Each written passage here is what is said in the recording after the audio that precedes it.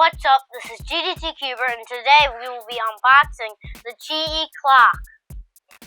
So let's straight open it. You kind of want to open it with your hands, but your hands almost break. Oh, the stand. Now we can recreate it.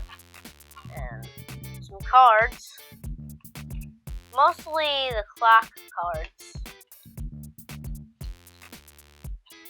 Someone solving the clock and just a close-up of the clock. So basically just all clock. And then it has a bunch of Chinese, so we don't need that. Now let's get to the clock. I happen to know how to solve clock, so I think I might be able to do a few things on it. No, I don't want to do that. So, I'm going to try to explain how to solve the clock. So I'm just going to scramble it up real quick. But what I always do is make sure the pieces just get separated from each other. The cross pieces get separated from each other. Might not work first time, but eventually.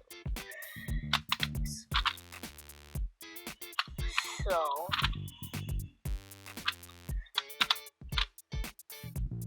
hold on, this never works.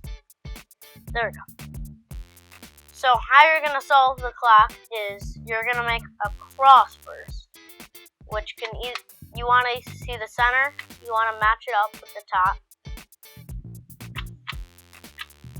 using the gears that are up. Then what you're going to do is you're going to usually put this pin down, and put this pin up, and match it up with this one. Put these two down, put these two pins up, and move it to this pin. Now put this one down, put this one up, now match it to this pin. Now you're going to put them all up, and put them all on the 12 o'clock. So let's go to the next side. The center, the same thing. We're going to match it up to the edge, but we can only turn edges that are up, pieces that are up, or else it will, if we turn pieces that are down, it will mess up the back side of the cross. So this is matching.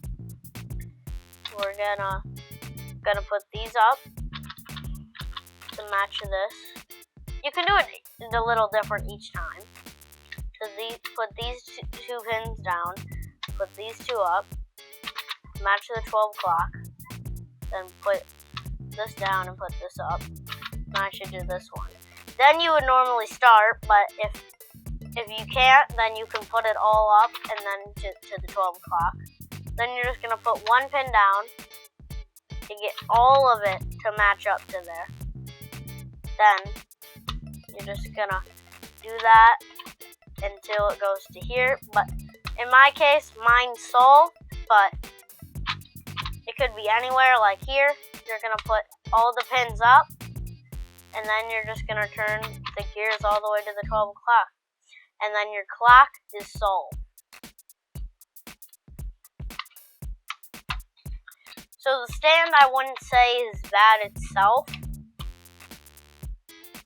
I mean, but I see it wobble a little, and that makes me scared, like, oh, it's gonna fall. But together, I really think it's really solid, and we definitely will be doing how to solve the clock. Even though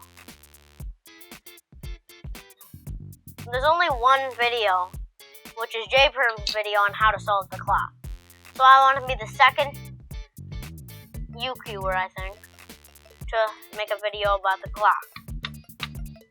That explains a lot more cases and everything. So I'd say this is the best clock, even if you're just trying to play around with the clock. This is a good one to get, because this might be $34, but this is probably one of the cheapest clocks you can get right now. And it's the best clock you can get right now. In my words, mark my words. So, I'm gonna explain. The pins move really nice. Now let's see.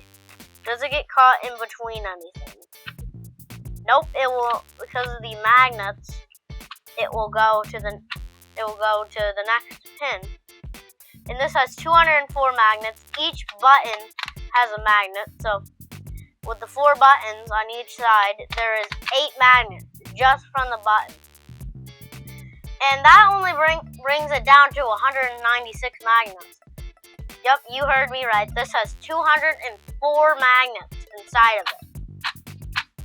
That is crazy. That is more than any 3x3. But we'll probably make a video about putting 205 magnets in a 3x3 soon. Our videos, from all we know, we might be driving four-wheelers. That's a little joke. But now we are fully done.